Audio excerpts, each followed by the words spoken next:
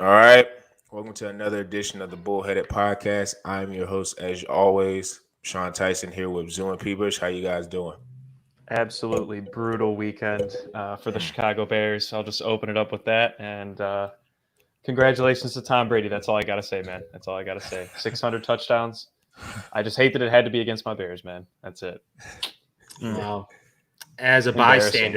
bystander of that game was quite beautiful for my boy Chris Godwin getting a Yeah. tutty, man. He got a tutty. Man, this Tom Brady guy, man. Everybody gets tutties with Tom Brady, man. Leading Oh, the league yeah. in touchdowns, man. He already has over 20 plus touchdowns already after seven. On pace for 50 plus. Yeah, that is ridiculous. And I gotta do shout outs to my Chicago Bulls getting it done against the scrubby dubby teams, man. They almost blew the game. They almost blew the game against the Toronto Raptors. That was an epic collapse. Like that was some college collapsing type performance. Passing the ball, turning it over, missing free throws, just atrocious. But they got it done. 4-0, baby. 4-0. Only undefeated. Undefeated team in the Eastern Conference. Yep, there you go. In the Eastern Conference, we're the only team with 4 wins right now. So I'm just like, man, bring on the Knicks, baby. Bring on the Knicks. Absolutely. Speaking of the Knicks, that was a hell of a game between them and Boston. I think that was the first game, one of the first games of the season. That was crazy. Like I say, Evan Fournier, didn't really see him coming. I knew he had the reputation of being a shooter, and he got a really good contract, but that will be a nice factor for them going on if Obi and all the rest of those guys can improve. So shout out to them. And I would say we're going to be talking about the NBA a little bit later with the NBA top 75. Couple controversial opinions on that, but we're going to start with the NFL. Couple storylines as usual. You know, we're getting kind of to the halfway point with the NFL and things of that nature. A lot of teams are starting to separate themselves, and some teams we thought maybe early in the season had a couple of fluke wins are starting to look like, okay, this might be a serious contender. So I wanted to ask the guys their thoughts on the previous week with the NFL. And Zoo, I'm going to start with you on this one, bro. Man, Sean, you know I got to bring up every week, man, after the Jets play. 54-13, man. This is so embarrassing, man. Like, and he got hurt. And they lost the QB, man. Like, on top of getting blown out by over 40, they lost their quarterback for the next 2 and 4 weeks. So, yeah. 4 weeks. Yeah, the Jets are like the worst football team I've ever seen in my entire life, man. Like, fantasy no football, pick the defense against the Jets, man. That's all I got to say, man. It doesn't matter who it is. It could be the freaking Atlanta Falcons. I don't care, man. You play the Jets, you're going to get some positive puntos for the defense. So, pretty much that's always funny. But, man, oh, man, I'm looking at the Green Bay Packers right now. I'm looking at the Green Bay Packers, and it reminds me of last year. Like, very similarly, that reminds me of last year. Like, they're gonna look good. That record gonna be real nice again. Like, they might even finish first seed because their conference is not that. You got the line, like your division. You got the Lions, the Bears, and the Vikings. Easy peasy, man. That's like some free W's right there. So free dubs, like potentially they could get the first seed again. And if they get a bye, they got to coast to the potential Super Bowl. But I feel like history's gonna repeat itself. They're gonna lose again. NFC Championship. Like, I feel like deja vu is going to happen again. So I wouldn't be happy for now for my Packers in the regular season, but in playoff Packers, when they happen, gonna drop a deuce again, man. They're gonna drop a deuce, and Aaron Rodgers probably gonna leave again. So that's all I gotta say about my Packers, man. But outside of that, man, there were some weird games. Like, obviously the blowouts. There were a lot of blowouts. Pat knows all about the blowouts for the Chicago Bears. Because my Lord, that game was unwatchable if you're a Bears fan. I didn't watch it. Actually, no, you didn't do it. Like the running back Khalil Herbert, he's pretty good. He's pretty good. Like the only positive. Like he's pretty good at football. And then outside of that, nada. Justin Fields. Not getting it done. Pick City. Man, how many picks does that dude have, man? How many picks? Like, he had like I don't even know, but he had 5 turnovers. Yeah, he had 5 turnovers, man. I'm just like, man, these rookie quarterbacks getting shredded right now. So, like, even the Kansas City Chiefs, like, some of these blowouts, man, the Chiefs and the Bears, man, embarrassing. What's going on with the Chiefs? Yeah, I don't know, man. I don't know. Really don't. Defense, I mean, the defense, but like, the defense, okay. You give up 27 points. Sure. But the offense? Yeah. What? Harrison Butker's the only man that got points? They matched the Bears, man. 3 points. Man, I mean, I don't know. what a I weird think week of football. What a weird week of football.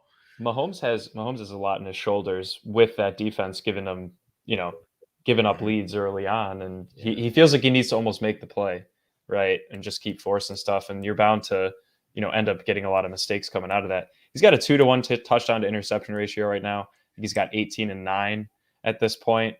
He's about to surpass his most interceptions in a season, which is 12. I think he'll hit it unless he just turns things around immediately. But look, man, it's not like they're getting hurt on offense. They're not, there's no major injuries. I mean, we know Clyde, but it's not like, Darrell Williams can't step in, right? He's had big games for them. So I don't know if it's their play calling's gotten figured out. Maybe they just need to shuffle around the offense a bit, their schemes. I'm at a loss for words kind of watching that team right now, because this is the most unexpected thing, I think, personally, outside of maybe the Bengals this year, as well as the Cowboys defense. I think those are some of the biggest surprises this year across the league. I do have to shout out Joe Burrow, man. The fact that I'm patting myself on the shoulder here, but I got Herbert and Burrow on my dynasty team, man. So I'm in good hands for the next couple of years. But look, man, their offense is clicking on every cylinder. Both their running backs, P. Ryan and Mixon, both scored. Jamar Chase looking like a god out there. What the hell? He about to break every rookie record. It's crazy. He will. Yeah. I mean, he's got 750 through 7 games of his career.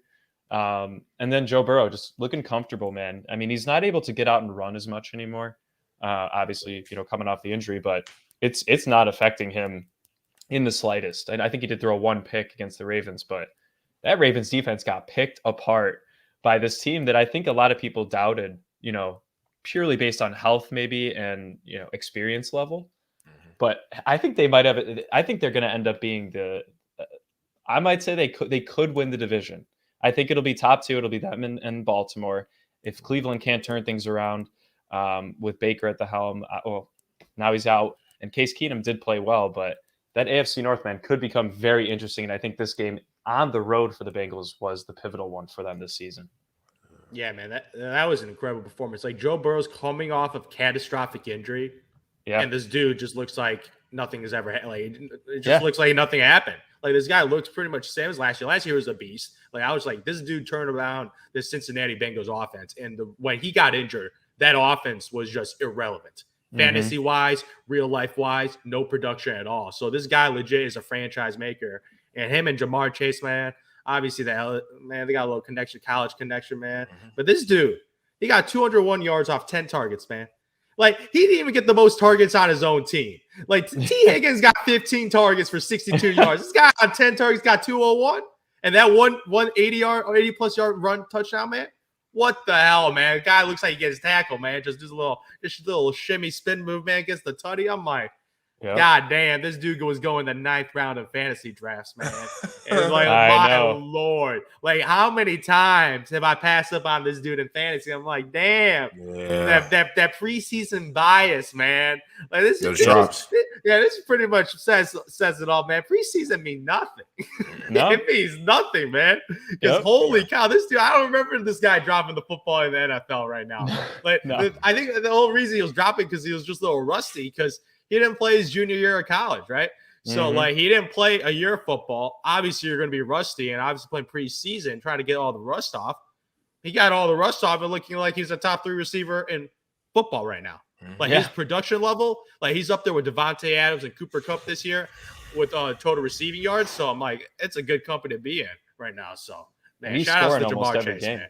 He's scoring almost every game. Guys, like especially 20, like, these aren't dinking and dunking. He catches like 20-yard passes and runs it in. I'm just like, unbelievable, man. Unbelievable pick. Like for the Bengals, like, a lot of the people believe that the Bengals should have taken an O-lineman. But then they went with wide receiver. A lot of people hate on the pick. And now they're looking like geniuses right now because they got a stud. They got the 1-2 punch for the future, man. 2 young guys to grow together. My Lord. It's about scoring points. Congrats to the Bengals. Kind of sucks because I took Waddle. I had a chance to take Chase. Didn't think, Yeah, because I knew that one of them was going to hit because, like, it was way too talented. It was going to be Jalen Waddle, Devonta Smith, or Jamar Chase. Like, one of them was going to hit. Like, I didn't know who it was going to be. And Jamar Chase, the guy that pulls off the, like, Justin Jefferson last year, but better. Just True. Because I think he's scoring maybe a little bit more than Jefferson is, so he's kind of helping a little bit more in that aspect. Yeah, I probably have to agree with you guys. I think the Bengals and Ravens was probably the biggest surprise. I guess if you're a Ravens fan, the only thing you can really tell yourself is that maybe they were just feeling themselves as that Chargers blowout. So then it was like the classic, oh, we're playing the Bengals. It doesn't matter. But still, to get pretty much destroyed from start to finish, it wasn't even like they had like a turnover run and like a couple things happened and it just got away from them. Like the Ravens played bad the entire game. Mm-hmm. So that's kind of like I say, I agree with you people. I think that's an interesting storyline with the AFC North in terms of who's going to be able to take control of that division because there's 3 solid teams in that division. I'm not giving up on Cleveland just yet, hoping that Baker can actually come back.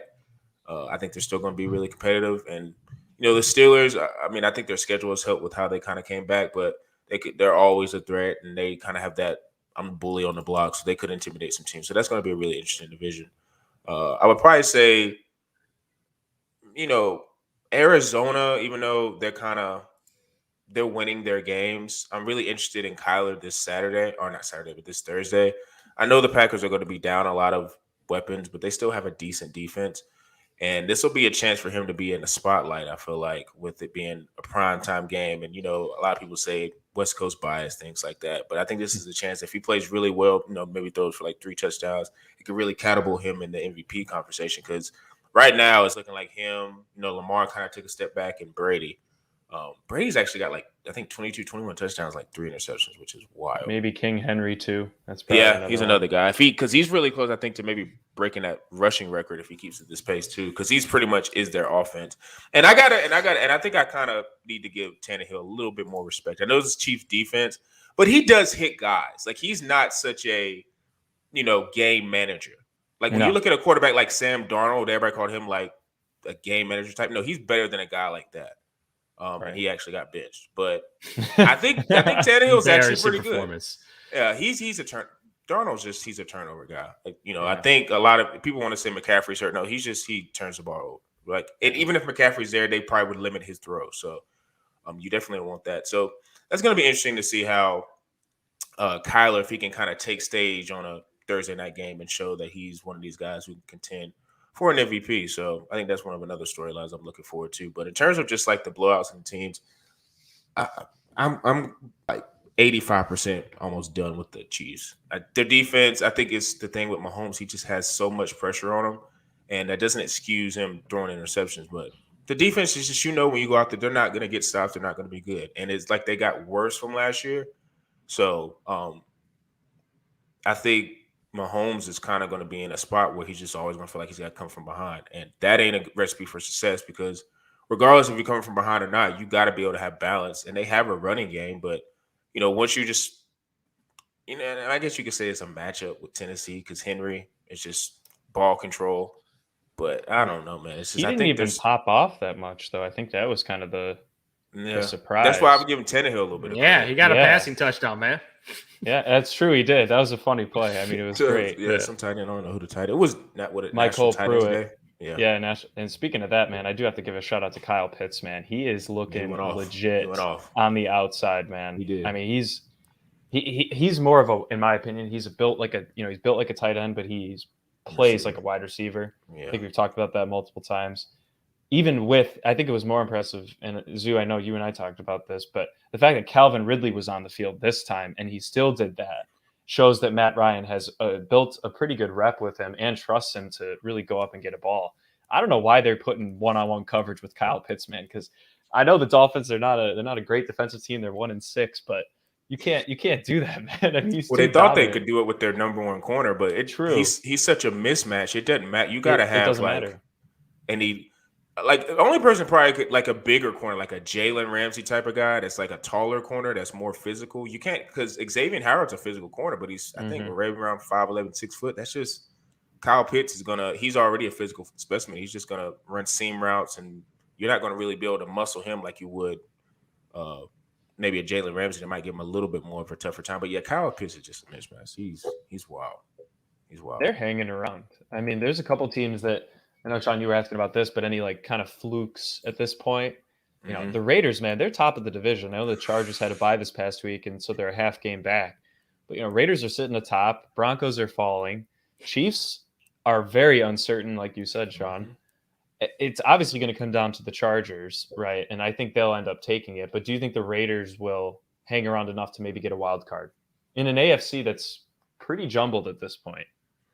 That'll be impressive, man. You lose your head coach, man, and you're still able to make the playoffs with all that drama that went on. That would be very impressive. But I'm not buying any Raiders stock, man. Well, I'm trying to think who in the NFC. Because look, it's the Bills, right? Bills are going to win their division. Yeah. You know, the Patriots are hanging around 500. Raiders are top, half game up at 5-2. Chiefs, Broncos, both 3-4. You do have the Ravens and Bengals and the Browns. And then you have the Colts that are hovering around 500. So right now the Raiders have tied for the best record in the AFC right now with a couple other teams. It is early, but we are reaching halfway. So I don't know. They're an interesting team to watch. It really depends on their schedule. I agree. I think the AFC North is going to get at least 2. Yeah. And maybe 3 if Cleveland keeps doing what they do. But they might cancel each other out because they're going to start playing more division games. So right. Depending on when Baker comes back, I think it's probably only going to be 2. And if I had to bet, it would be the Bengals and the Ravens. But they could. I mean, like you say, the Derek Carr has always been an enigma because he's been so up and down, and he's had years where he's been kind of just an average quarterback. But this year, you can tell he's got a little bit more weapons. And in that game, even though it's against the Eagles, he didn't have Darren Waller, so he was throwing the ball around and throwing it to other guys and making plays. So when he comes back, he's a mismatch. And you know they got Ruggs who can. He's good for a touchdown, or he's good for in fantasy like three catches, 101 yards, and like 2 touchdowns every 3 games. He's great for that. But outside of that, you know, Renfro's another solid guy that they have, and I guess you can say Brian Evers every once in a while. But yeah, they have some weapons. So I mean, and they have a pretty decent defense, and they have a good O-line too.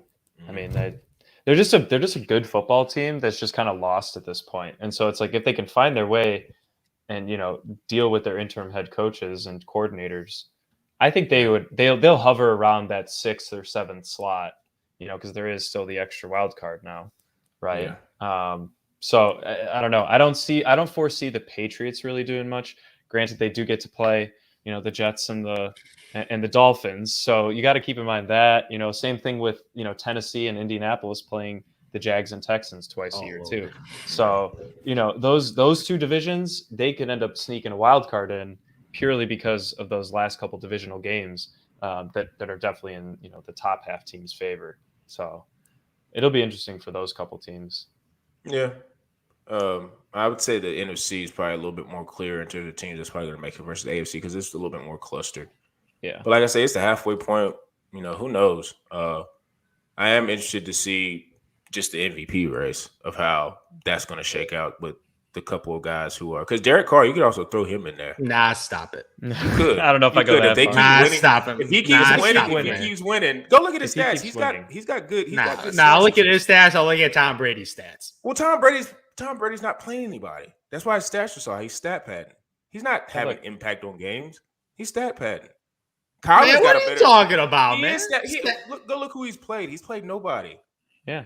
Like in the Miami games, he's staying into the 4th quarter. Voters are going to look at that. Kyler's been way more impressive than him. He's been way more. And Derek Carr, I feel like, has played just as good as Tom Brady with better competition. It's all going to come down to who has the better. Like if Derrick Henry rushes for 2,020 touchdowns, they're going to give it to him. Now, right? If Brady throws for 50, they're going to give it to him.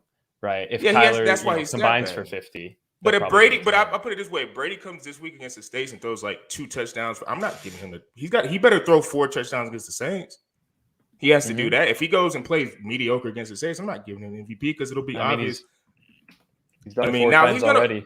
I think he's probably good. Like the only way he gets it if they go 14-3 this year. It's very possible, man. And that's what I'm saying. You look at their schedule; it's a pretty soft schedule. It is, and it doesn't help because I mean I don't know in that division. I don't think the Saints can do anything with them because Jameis doesn't. He's not a guy who can. Yeah, they play the Saints 2 more times. Like the Saints, like that Monday night game was horrible. That was a horrible game. Painful. Geno Smith and Jameis. I would never bet on this type of game. Besides that first play, Kamara had Yeah, like DK 10 Metcalf receptions. off one play gets pretty much all the points in fantasy on one play. So it's hilarious. Yeah, that was the only spotlight that game was horrible. But but you look at their schedule, man. They play the Carolina Panthers twice. That team, Dub City. You play the Jets. City. You have to play the Jets. That's automatic, though. You play the Saints twice. You play the Giants. You play Washington football team. You play Atlanta. Major disappointment. So the only real team they play left is Buffalo. If you look at their schedule, the only real team left is Buffalo. I kind of forgot about Josh Allen too. That could be a game maybe. That if Josh Allen keeps playing well, he could be another dark horse. Because what are they? They only got one loss, right? Pretty sure. I think that was at the beginning of the year. That was kind of at the beginning of the year. So if they kind of run the table, because like I said, they're in AFC East too. They have two. Yeah, that Titans upset. Anybody in the, I would say, what is that? The AFC East and the NFC South. It's the Bills and the Bucks. So I don't know when do the Bills and Bucks play. That could be kind of a de facto. Whoever wins that game could probably whenever time for the. Yeah. That could be a de facto, whatever. Like say it's the middle of the season. I mean, who knows? But I just when I watch those Bucks games, it's just like Brady's great, not taken away from him, but it's like the teams are so easy. He's just like out there. You could tell, like, especially that Bears game. Like he was, the game was over in the third. Like he was still like playing. I think he threw that long touchdown or the one that went to Godwin down to the one in like the fourth quarter. I'm like, come on, man, just go sit down, put the ball cap on. Why you in there that late? Like that's just putting salt to the wound. But I don't know. The Bears did beat him last year, so I guess he felt those personal. Yeah, man. Dude, he legit got concussed, man. He lost his time and didn't know how many downs were left, man. He was back with a vengeance, man. And they were roasting him on Monday Night Football last night about it. Peyton and Eli, they had Tom Brady on. They were roasting him. How about Marshawn cussing on like live TV like twice? That was great. They also asked him. Do you prefer to run the ball or do you prefer to run a screen pass on 4th and 1 in the end zone? And he just said, "Oh, come on, guys, just give me the ball." They definitely weren't happy with Marshawn. It'll probably be the last time he's on there. They don't play the cussing stuff, dude. It's so funny if you ever watch First Take, like when Stephen A's getting in his rant, you could tell he almost is getting ready to drop a cuss word, and it's like he's thinking in his head, like, Disney, like I can't do it. Disney does not play the curse words. Like we were saying, it's a bunch of NFL teams we're talking about. It's the middle of the season. We're gonna start getting more clarity because there'll be more division games. So you guys make sure you tune in for that. This last topic we want to get into was the NBA top 75. Caused a lot of controversy. It filled a lot of segments, a lot of the debate shows, because I probably saw at least 2 or 3 shows doing about 45 to 30 minutes on just on this sole topic. There was a lot of people who, for the most part, agreed with it, but I would say those were media heads. I think the people who are on Twitter, who are like regular people like us, had a lot of discussion in terms of what people would be in place. So I'm going to ask the guys, what were their snubs? What were their, I guess, gripes about the NBA 75? And P. Bush, I'm going to start with you, man. I think there's a couple obvious ones. I know we talked about a couple pre-production, but, man, I got to go with Dwight Howard being snubbed, man. I mean, I personally, and Sean, you said this pre-production as well, man. It's, AD getting added there. Look, AD's a great player. Anthony Davis, pivotal to the big man position. I think he was really, also one of the first guys to really start stretching the floor after being a very defensive guy in college and early in his career. His trend upward has been unbelievable as a player. However, the only reason that he is in there is because he won that championship last year with LeBron. I mean, Dwight Howard was on that team too. Granted, he wasn't the star that he was, right? But he still has that one ring. Yes, AD added more to that. However, you have to take into account, he's got double the All-NBAs, Dwight Howard, compared to Anthony Davis. He's got more Defensive Player of the Years. I think he's got 3 of them. Same amount of All-Star selections. And you're looking at a guy that pretty much led a team by himself to the NBA Finals. One of the smallest NBA franchises. No other All-Stars, man. No other All-Stars. Jameer Nelson, I believe, has had one All-Star. One fraudulent All-Star. One fraudulent. You got to put an asterisk in the East. That's all you got to put, man. He's up there with the Zadrunas Ilgauskas picks and the Luol Deng picks of the All-Star. And Kyle Korver making an All-Star team. And Kyle Korver, yes. But that was a coach's pick because he was on the coach's team. So, look, man, Dwight, he's an absolute monster. He's probably the last true big man that we've really seen at that, high caliber of a player. And look, man, It's always going to be subjective, these lists. They're always going to include I pretty don't much think this people is that subjective at all. Because I think Dwight Howard, this dude dominated the 2010s as a center. He was like by far the best center in the NBA. The best center. Easily. Post Shaq, it was Dwight Howard, and then it was like Yao Ming a couple of years. But Dwight Howard was the center of the era, right? And this dude dominated. This dude was in like top 5 in MVP voting with LeBron James and Kobe Bryant. Like he was in that discussion. So I'm like, he was in an era of Kobe Bryant, LeBron James, and this dude beat LeBron in the playoffs. Yeah, and went to the finals. Yeah, he beat LeBron James. This LeBron was averaging 38, 8, and 8. And Dwight Howard led his team because he dominated in the paint. And I just think it's so disrespectful to not having a guy that dominated one of the modern day eras. Superman, and I just feel like people just didn't like Dwight Howard for some reason. Yeah, they don't like him. He's like a little goofy, a little weird, whatever. I'm looking at the accolades. I'm looking at the achievements. Even out in his post prime, he's took a role as a role player now and helped winning a ring. He had multiple phases of his career, and this dude was straight up dominant, man. And I think it's so disrespectful not to have this guy in. And I love Dame Dollar. He has not had a career as Dwight Howard. No. Dame Dollar, obviously way more likable. This dude, Portland Trailblazers, never wanted to leave. Loyal. His career is not up there with Dwight Howard right now. Maybe in the future, after a couple more years. But Dwight Howard's career, that's a first ballot Hall of Fame career. He even won an Olympic gold medal. He was the starting center on an Olympic team. This dude defined the center position in the modern era. I think, Zoo, that might be the first time you've ever backed up a big man argument. I know, man. I know, man. Breaking news. Stop the I just had to throw that out there real quick. We even talk about his defense, man. He legit manned the paint like no other. This guy was consensus defensive player of the year, manning the paint, rim protecting, man. And I still remember the out of high school. Oh yeah, man. Yeah, out of high school, first overall pick, man. Living up to the hype. And I remember this dude, man, just destroying my boy Joakim Noah back in the day, man. A rag doll, man. Every time the Bulls play this dude, man, you gotta double team his ass because this dude was way too strong, man. Oh yeah. Single covers, man. This guy murdered. And the craziest part is he's a center. He was physically not even that tall. He is 6'9", 6'10". He's six. He's if you see him stand next to LeBron James, LeBron a little they're the same height. Maybe LeBron a little taller. So this guy dominated the center position, and he was not that tall. He was not a Shaquille O'Neal, a 7-footer, or even a Joel Embiid. This dude dominated as a 6'9", 6'10" guy as a center position. So, Dwight Howard, number one guy. Biggest snub, easily. Biggest snub. I'm just man, that's crazy. You know what's crazy? Man. I was looking at his he was an 8-time All-Star, and I think he was 8-time All-NBA. Yeah, he's doubled AD. The All-NBA is crazy. 8 times? That's not a lot of players in the history of the NBA that's done that. So to me, that's just it's a popularity thing. People don't like Dwight. Shaq, I feel like, has a lot to do with it because he hates how he mocked his whole Superman thing, which I think Dwight was just doing that because he kind of looked up to Shaq. I don't think he was trying to. Yeah, Orlando. He was in Orlando. He was the previous big man. Yeah. They had similar careers, goofballs, off the court, man. They both led their team to the finals. Both came up short in Orlando. Both went to the Lakers. Very similar. It's like the same career path. Yeah, except for Shaq, which is more dominant. But yeah, it was very similar in terms of how they kind of did their whole, path. Yeah. I would agree with that. Yeah. Dwight Howard, man. Bill Walton should be on the list. I'm just going to say that. Bill Walton should not freaking be on the list. I'm sorry. He's on every list, though, man, and it's horrible every time. Yeah. I know he was a great player in his time frame, but just off of sheer minutes, you could almost say, or years played, it wasn't enough.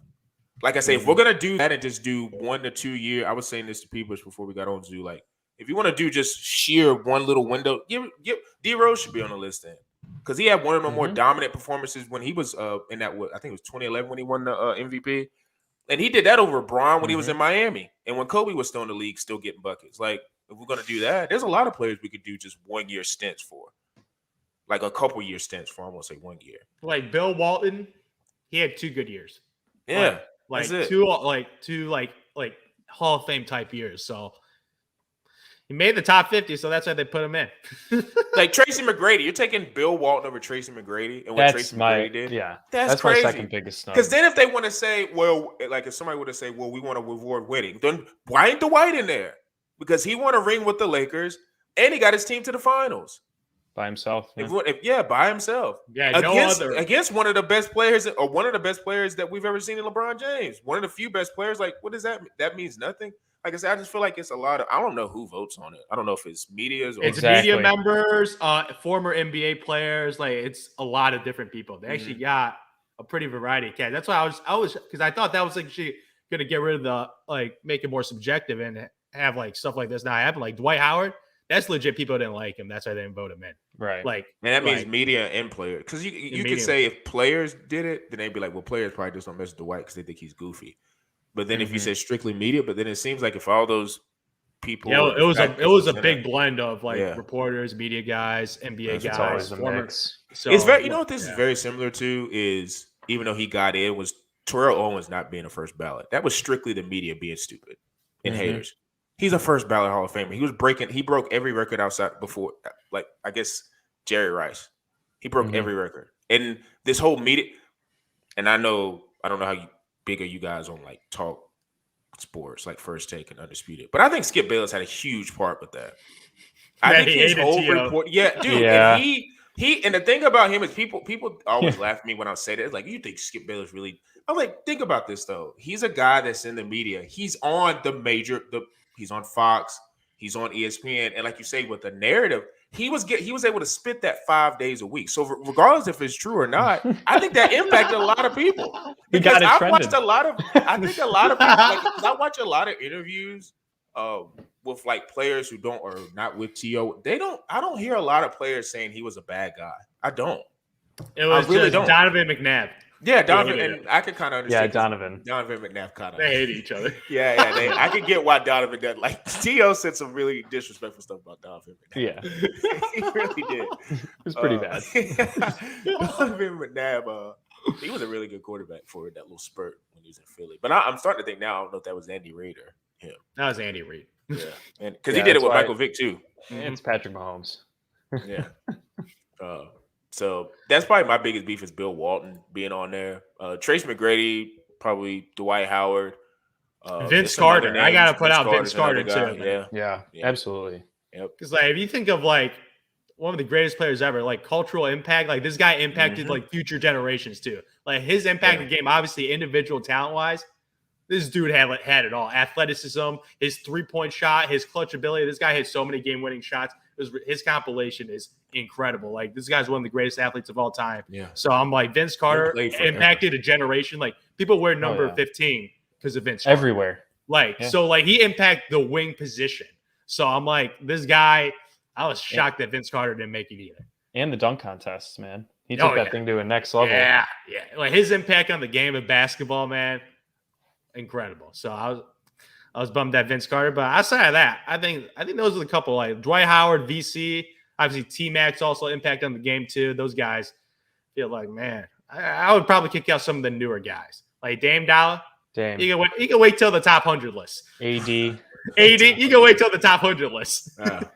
I agree. Making a top 100 list. Would you, if they were like, there's 74, you can only pick one spot for Kyrie or Dame, who you taking? Dame. Yeah, me too. Yeah. There was a lot of people. There was a lot of people arguing for Kyrie, and I think it's the enamoration with how his style of game. I don't think people really realize his impact on winning, his overall and it's not really good. He doesn't really have an impact on winning, man. Really, he played with LeBron and he won a ring. Yeah. And then he left LeBron and then he failed with the Celtics. A loaded Celtics. He failed previously with the Cavs. Jaylen Brown. Yeah. Previously with the Cavs because. They were just drafting. Don't forget about that. Yeah, that was a train wreck. The Cavaliers, right, winning 33 games. That was the most wins he ever had as before LeBron. Yeah, before LeBron came over. Failed with the Celtics. Then now failing with Brooklyn. So I'm just like, this guy hasn't gotten it done, and he's played with some good players, especially that Celtics team. God, that was a loaded team. That was a loaded team. Look at what good Jaylen coaching, Brown and good young talent. Like they had it all. So, like Marcus Smart, all those guys. Yeah, that he had team. Gordon. I mean, no, Gordon Hayward got hurt, but he had that. That's the more indictment on me, or not on me, but on Kyrie. I think the Celtics situation, like that, was such a laid out, and that was too with LeBron kind of towards. I think that was like maybe towards the end of his Cleveland run, he kind of, and then Kyrie kind of showed it to the game. I think he was like hurt, sick, but then he was like chilling on the sideline on game 7. It's just like a lot of stuff that goes with him. But a lot of people and I don't know if it's just my feed is always, I follow a bunch of different type of people on Twitter, so it could just be a bunch of idiots. But a lot of people were arguing Kyrie, and I just think it's so much people were enamored. He's like, and say, if we were doing an NBA top 20 or 75 in terms of just style of game and like talent, just in terms of his finishes. Yeah, I would say crosses, talent. He would be top 15. Like he's way better to watch. But so smooth. No, he's not. He's not 75. But yeah, I mean James Harden, Kevin Durant, they're in there. Things of that nature. I think they were no brainers. No brainers. But yeah, that's just a couple of the people that I had issues with not making it. If I had to pick between Dame and Anthony, I honestly would probably say Dame. Because I really do think Anthony's helped by that last title. If he don't get that title, I don't think. And it's not to say nothing, like, because Anthony Davis is skill-wise. Same thing with Kyrie. Like, there's not a lot of guys that are 6'10", running around doing through the legs, dribbling full court. So I get the talent. But, yeah, there's a couple guys should have been on that list before him, though. I mean, you could only play devil's advocate against Dame. Look, it's not even really his franchise. It's not even it's his franchise really that's kind of screwed him over. But at the same time, all those other guys that are on that list, man, they took their career in their own hands and they went to go get those championships, right? Dame's been more content with staying there, and that's totally fine. He's won some big series there. He had a bad night last night. Hitting huge shots throughout his career there. He just hasn't really progressed on that team. I mean, as a player individually, for sure. But he's not a guy that's going to make everybody else around him better. That's just not his gameplay. Yeah. But you can't say the same thing about Kyrie either. So, I don't know, man. What are you guys thoughts about Reggie Miller making it? I think he got hyped up with the whole thing with Jordan. Probably just that rivalry, I think, helped him a lot. That's not to say he wasn't one of the greatest shooters ever. Not going to say that, but took his team to the finals. If there's another guy you would want to argue that's on a snub list, Reggie Miller would be okay. Like you would want to argue Anthony against him, Dame, and then Reggie would be the third or fourth guy. But like, okay, let's argue who we should take off instead of him, like who we should put on instead of him. You know what I'm saying? Things like that. I could see that because Reggie Miller, he's a great shooter, but did Ray Allen make it? Ray Allen made it. You got to. I would take Ray over. I would take. Ray easily. Over. Ray over Reggie Miller. Ray over Reggie Miller. Yeah. In terms but of that shooting. But I still think you have to include Reggie because I think he opened the door for all these guys. Yeah, he impacted like the phone booth shooter, man. Yeah, the 2-guard running off screens. I mean, he solidified. It was Steph Curry's favorite player. Steph Curry's favorite player. So he impacted the shooting position. If they put Bill Walton on there, you better damn believe Reggie Miller is going to be on there too. Rip Hamilton, that's Reggie Miller's son. I guess you could say Ray Allen's Reggie Miller's son. He's got a couple of sons out there. And then when they say you go Clay. from Clay. And Clay's Steph Curry is like the Clay's another guy that he's a fringe guy because he's Clay the 2.0. Yeah, he's the upgrade, man. He's Reggie Miller with freaking handles, man. Reggie's got a couple sons and nephews. And then if you really want to go down to sons and nephews, like James Harden maybe in that mold just in terms of 2-guard position. Even though you could probably argue James is a point guard, but how he can pass. Clay's another guy. I think his defense gets slept on a lot. He's when in his heyday, he was a great in his heyday. Guy. Maybe not now anymore. It's probably, now it's after 2 catastrophic injuries, man. Yeah, it's probably gone now. Yeah, I think he was a partial snub too. I think. But if you think with the, sorry to cut you off, but do you think with all? I just thought about this. Like a lot of these teams in the modern guys, I would say. They really, if like these dynasties like the Spurs and the Warriors, for come an example, they're only picking like the first guys. They're not picking like Manu, Tony, and like you say with the Warriors, they didn't pick Draymond which I don't know how that's even. Man, if Draymond made it, man, that would have been bad. Yeah. Oh wait, I just thought of one. Dennis Rodman. No. I think the players don't respect him. Dennis Rodman as a basketball player is the greatest rebounder of all time, but that was the only thing. Yeah, he's a niche guy. He's a niche guy. Basketball court. Yeah. Like a lot of the players we named, like Dwight Howard, he did all the defensive rebounding, but he had an offensive game. So I'm like, Dennis Rodman, that guy, off the list. Yeah, Off definitely. the list, He's a niche. I felt like the MJ documentary helped out Dennis Rodman's legend. Helped out a lot. I felt Absolutely. like that, like especially the off the court stuff. Like this Yeah, guy's that's a what it legend off is. the That's court. the- yeah. I felt like Miller Lights after- that impacted this list because like no way Dennis Rodman is one of the 75 best players of all time when the dude couldn't hit a jump shot outside of 10 feet, man. Like he was a defensive player, he was a rebounder, offensive rebounder, and that was it. He was not. He couldn't shoot. He could guard at the all, perimeter. man. He could defend. Like he was a defensive ball offensively. He could shoot at all, man. Oh, Like yeah, no. he made layups, man. He's like Ben Wallace on offense. Like he just didn't have no offensive game. So yeah, Dennis Rodman shouldn't have been on the list. That's a good point. I agree. Yeah, Yeah, he's just got the legend behind him, man. Yeah. What are you gonna do? Drinking the Millers. That I still can't get over that. Like he was drinking Miller Lights and like literally got on like a Harley and just like drove off from the United Center. That like thinking about that now, like if he was doing any of that shit now, that would just be totally unaccepted. Like it's crazy that he was able to get that off during those no social media championships. Yeah. That's probably the number one answer right there. Yeah, no social. Oh media. yeah. Because if there's trust and believe, if he was doing that during the social media era, there would have been a bunch of videos. Oh, could you imagine Bleacher Report and House of Highlights capturing freaking Dennis Rodman every day, like every night game after he gets 20 rebounds in a game. He's like at whatever the hottest club is in Chicago. I could definitely see that. But yeah, he's a guy that definitely got helped with the documentary, and like I say, the errors, man. They're going to reward the guys that were on that Bulls team, which I'm not mad at. But Bill Walton should be on that list. This is probably my only biggest beef, I would say. But I guess we'll talk about this again when the NBA Top 100 comes out. I think there'll be less discussion in terms of, who shouldn't be on. Because after you get through the 100, it's kind of, that's 25 years from now. But 25 years, man, there'll be a lot of new nice players, man. The game's going to keep modernizing. Yeah. I think Luka's a lock. Luka's definitely a lock. I think Luka's a lock, yeah. Ja Morant. Ja might be a lock. That dude is ridiculous. Dude. It reminds me of D-Rose so much, man. Of course. When he dunks, man, the way he dunks, this reminds me of young D-Rose.